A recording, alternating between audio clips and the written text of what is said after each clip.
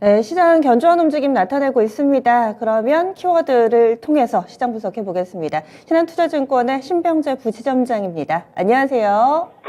네, 안녕하세요. 네, 오늘도 오릅니다. 양시장 나란히 이 상승 분위기 나타내고 있는데요. 지금까지 시장에서 중요한 점, 키워드 펀치 어떤 쪽 보시나요? 네, MMWC의 핵심은 5G다라고 말씀 한번 드리고 싶습니다. 네, 지금 CES 2023 끝나고 또 다른 테마로서 MWC가 이제는 좀 화두가 되고 있는데요. 그와 관련해서 이미 섹터들이 좀 움직이고 있다라고 이제 보시면 될 것 같습니다. 먼저 대외 시장 한번 판단을 해보면 미국 시장 같은 경우는 확실한 연초 효과를 지금 나타내고 있는 것 같고요. 하루 이틀 정도 조정이 들어가면은 그 이후에 바로 반등이 나오는 이런 모습을 좀 보여주고 있는 것 같습니다. 1월 말에 FOMC 앞두고도 지금 변동성보다는 지금 순항을 하고 있는 이런 모습을 보여주고 있는 상황이고요. 미국에서 자금이 빠지고 있다, 유럽이나 아시아 쪽으로 흘러가고 있다라고 하지만은 그래도 금융 강국이라는 것을 보여주는 이런 대목인 것 같습니다. 나스닥 같은 경우도 이제 11,500포인트 돌파하게 되면은 1분기 이내에 12,000포인트까지 열어되는 그런 차트 모양을 갖추었다라고 이제 보시면 될 것 같고요. 그래서 현재 상태는 그게 위험성보다는 좀 안정권에 들어가고 있는 시장이지 않나라고 보고 있는 상황입니다. 지금 앞서 말씀드린 MWC 같은 경우는 세계 최대 이동통신 전시회라고 이렇게 보시면 될 것 같습니다. 그 기대감이 시장에 작용을 하고 있다라고 보면 될 것 같고요. 2월 27일부터 그리고 3월 2일까지 진행이 되는 이런 내용입니다. 스페인 바르셀로나에서 개최가 될 것이고요. 5G 보급 확대와 그리고 메타버스 그리고 클라우드, 핀테크 이런 내용들이 담긴 전시회다라고 보시면 될 것 같고요. 이런 다양한 사업 영역에서 디지털 전환이 아마 논의될 가능성이 높을 것 같습니다. 그 외에도 UAM이라든지 콘텐츠 그리고 인공지능 기술 역량까지 소개되기 때문에 국내 시장에도 좋은 역량 지금 보여주고 있는 이런 상황이고요. 관련 종목으로는 5G 테마가 잘 움직이는 것 같습니다. 기가레인이라든지 HFR 같은 경우가 오랜만에 움직거리고 있다라고 보시면 될 것 같고요. 기가레인 같은 경우는 좋은 소식도 따로 있었습니다. 지금 보시게 되면은 삼성전자 관련된 소식인데요. 삼성전자의 네트워크 슬라이싱의 이런 기술 검증 소식이 나왔습니다. 일본 도쿄의 이런 5G 상용망에서 기술 검증에 성공했다라는 이런 뉴스가 있고요. 그래서 기가레인 같은 경우는 삼성전자 네트워크 사업부에 필터라든지 모듈을 공급하는 이런 일을 하고 있습니다. 그리고 재작년이죠. 2021년에 삼성전자 북미 쪽에 5G에 이제 독점 공급하는 단독 공급사로서 또 선정된 바도 있어서 저는 좀 토대로서 작용을 하지 않나라고 말씀드리고 싶고요. HFR 같은 경우는 최근에도 한번 언급드렸던 적이 있는 5G 테마주입니다. 오늘 4% 가까이 상승하고 있고요. 지금 음봉의 모습으로 전환을 하긴 했지만 흐름 자체는 좀 굉장히 좋게 흘러가고 있습니다. 아무래도 이익 성장 전망까지 따라붙기 때문에 그런 것이다라고 보고 있고요. 증권사 리포트까지 좀 장밋빛 전망 나타내고 있기 때문에 지금은 부정적으로 보기보다는 긍정적으로 시장 대응하시면 좋을 내용 같습니다. MWC 모바일 월드 콩그레스가 2월 27일부터니까 지금 한 달여 정도 남았습니다. 오늘이 1월 26일이니까 한 달 진짜 남았네요. 그러면은 이 한 달 기간 동안에 약간은 좀 눌림목을 줄 때 사서 모아간다거나 아니면은 짧은 매매가 좀 가능하다. 지금이라도 접근 가능하다라는 시각이신 거죠?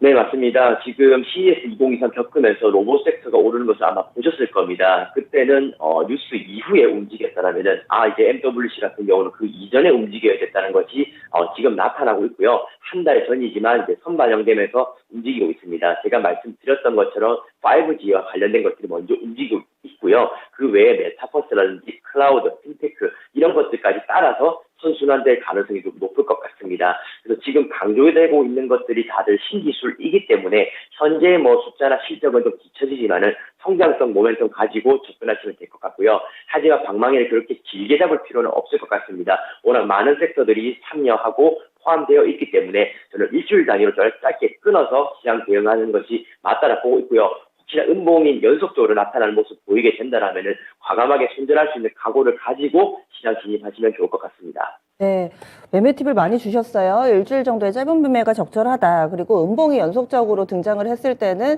손절할 생각도 해야 된다. 이렇게 또 전략에 대해서도 팁을 알아봤습니다. MWC 모멘텀도 슬슬 이제 시장에서 이야기가 나오고 있네요. 그러면요, 오늘 장 전체적으로 봤을 때 강력한 펀치 한 방을 날릴 수 있는 키워드 보겠습니다.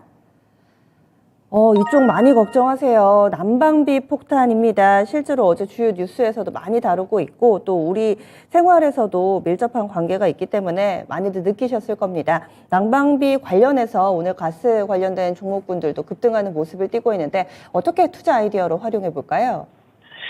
네, 난방비 폭탄 아마 이번에 보지서 보면서 확인하셨을 거다라고 생각하고 있습니다. 2배 또는 3배까지도 오는 이런 모습을 보일 수가 있는데요. 작년에도 여러 차례 요금 인상이 있었습니다. 하지만 올해도 여러 차례 인상이 있을 것이기 때문에 더욱 무서운 것이 지금 난방비 폭탄이지 않나라고 생각하는데요. 이런 것들이 생활 속에서는 굉장히 어렵게 위험하게 다가오지만은 주식시장에서는 굉장히 뜨겁게 펄펄 타오르는 이런 모습을 볼 수가 있는 것 같습니다. 난방비와 관련된 대성에너지라든지 GSE 이런 종목들이 급등하는 이런 모습 보여주고 있고요. 아무래도 글로벌 원자재 값이 상승한 이런 내용인 것 같습니다.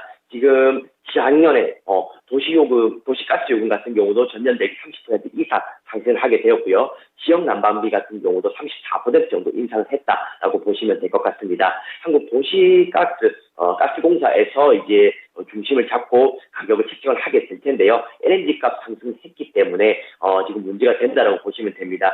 지금 미수금 규모가 2021년도에는 1조 한 8천억 정도 수준이었다고 한다면은 2020년 작년 수준 같은 경우는 8조 8천억 수준입니다. 미수금 규모가 계속적으로 커지고 있는 상황이기 때문에 이 부분을 해소하기 위해서는 사실상 요금 인상이 나올 수밖에 없다라고 보시면 될 것 같고요. 특히나 지금 역대급 한파로 인해서 난방 수요도 더 증가를 했기 때문에 피할 수 없는 이런 내용이 되는 것 같습니다. 어쨌든 생활 속에서는 굉장히 피해가 가지만은 우리 주식시장에서는 오히려 호재로서 작용할 수가 있기 때문에 대성에너지와 GSE 지금 좀 강하게 움직인다고 보고 있고요.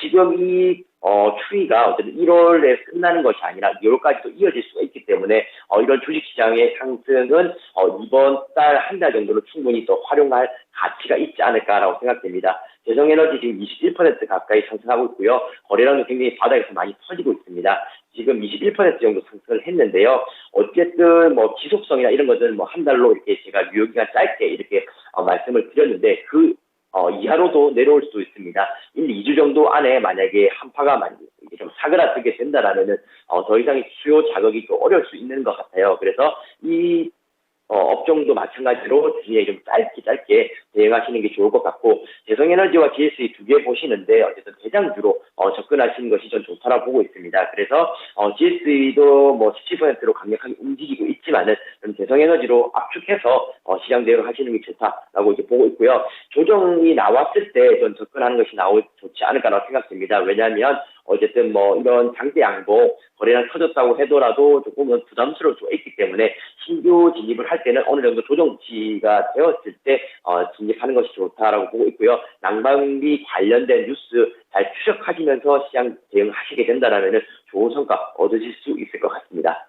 이 이야기는 어떤가요? 지금 미국에서 탱크를 우크라이나에 보냈다. 러시아와 우크라이나의 전쟁이 새로운 국면을 맞게 되는데 위기가 고조되면 원래 가스비 오르고 그럼 현재 상황이 해석이 되지만 또 빠르게 이런 상황이 마무리가 될 경우도 염두를 하지 않을 수 없을 텐데 앞으로 이 부분이 또 가스 가격과 관련해서 어떻게 영향을 미치게 될까요? 지금 굉장히 자극적인 뉴스들 많이 나오고 있습니다. 지구 종말, 이런 얘기까지도 나오고 있는데요. 전쟁으로 인한 것들이 조금 더 확산될 가능성에 대해서 뉴스에서 보도를 좀 하게 되는 것 같습니다. 이런 것들이 실제로 실현될 가능성도 있고요. 그렇지 않을 경우도 있습니다. 어쨌든 이런 뉴스 자체는 원자재 가격을 더 올릴 만한 이런 내용이기 때문에 그런 것들이 이런 가스 관련된 종목들의 급등을 불러일으킨다라고 보고 있고요. 만약에 앵커니 말씀대로 생각보다 좀 빠르게 이렇게 위기로 치닫게 된다라면은 여기서 가격의 업사이드는 20, 30% 이상으로 더 가능성을 열어두셔도 된다라고 보면 될 것 같고요. 만약에 빠르게 종결되는 모습을 보이게 된다라면은 원자재 값 안정화로 진행이 될 수가 있기 때문에 여기서는 빠른 매도 또는 입절이나 손절이 빠르게 나와야 될 수가 있어서 뉴스를 실시간으로 체크하는 것이 필요하다고 봐집니다. 그래서 이제 매일매일 이렇게 좀 체크가 가능하신 분들, 투자자분들은 이 시장에 참여를 하시되 그렇지 않은 분들은 저는 시장에서 관망하는 자세가 필요할 것이다라고 의견 드리겠습니다. 가스 관련된 종목군들은 민첩한 대응이 필요하겠네요. 오늘 자세한 말씀 고맙습니다. 네, 감사합니다. 네. 네. 그래서 이 연료비와 관련된 부분들은 내부적으로 날씨도 체크하셔야 되고요. 그리고 해외발, 이 러시아와 우크라이나의 긴장 국면이 어떻게 좀 진행되는지 이 두 가지 변수 크게 좀 보시면서 또 민첩하게 기민하게 대응 전략 세워보셔야 되겠습니다. 조정 시 매수 가능하다라는 의견이고요. 기간은 한 달 정도, 그리고 상황에 따라서 일주일, 2주일 정도로 좀 그 시세가 짧아질 수 있겠다라는 의견까지 나왔습니다. 지금까지 신한투자증권의 신병재 부지점장이었습니다.